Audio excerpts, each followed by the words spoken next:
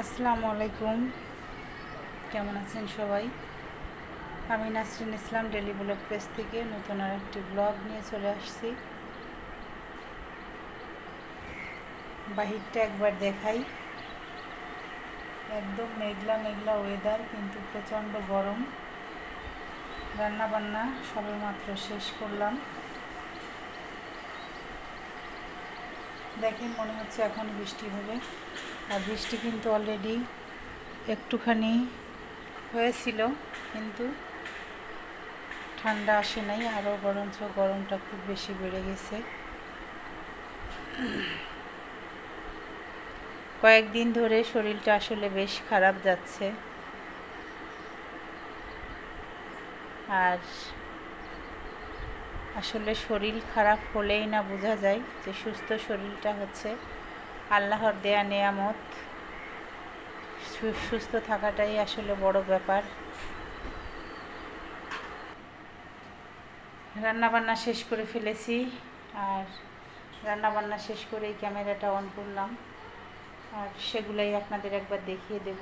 চলে আসছি টেবিলে। আজ কিন্তু খুবই মজার রান্নাবান্না ছিল।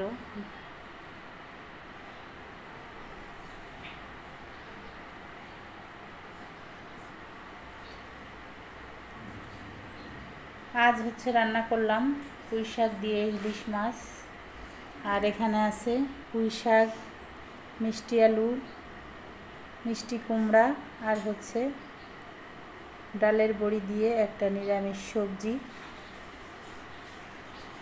এই হচ্ছে আমার আজকের রান্না বান্না। এই গরমের সময় কিন্তু পুঁই শাক দিয়ে ইলিশ মাছের মজাটাই অন্যরকম। আর এই পুঁই শাকটা কিন্তু জাংলের পুঁই শাক, বা জাংলে বা হাঙ্গে যে যেটা বলেন না কেন, এটা হচ্ছে একজন ভালোবাসার ভাবি তার গ্রামের বাড়ি থেকে এনে সেগুলা থেকে আমাকে কিছুটা দিয়েছে। আসলে অনেক ভালোবাসার মানুষের কাছ থেকেই অনেক কিছু খেলাম জীবনে। এই ভাবি আসলে বাবার বাড়ি থেকে যা কিছুই আনুক না কেন, তার কিছুই আমাকে না দিয়ে খায় না। যদিও ভাবির কাছে আমি অনেক অনেক ঋণী, আমি তেমন কিছুই ভাবিকে খাওয়াইতে পারি না। আর ভাবির অনেক কিছু খেয়েছি। শুধু ভাবিই না, ভাবির মতো অনেক ভালোবাসার মানুষ আছে যারা অনেক কিছুই আমাকে ভালোবেসে খাইয়েছে। আমি তাদের সবার কাছে ঋণী, এবং সবাইকে ধন্যবাদ দিব না। আমার অন্তরস্থল থেকে তাদের জন্য অনেক অনেক ভালোবাসা ও দোয়া। এরকম ভালোবাসা যেন সারা জীবন থাকে। এই ছিল আমার আজকে রান্নাবান্না। দেখেন, দেশের পুঁই শাকগুলো কিন্তু রান্না করার পরেও সবুজ থাকে, আর এটা কিন্তু খেতে অনেক অনেক মজা।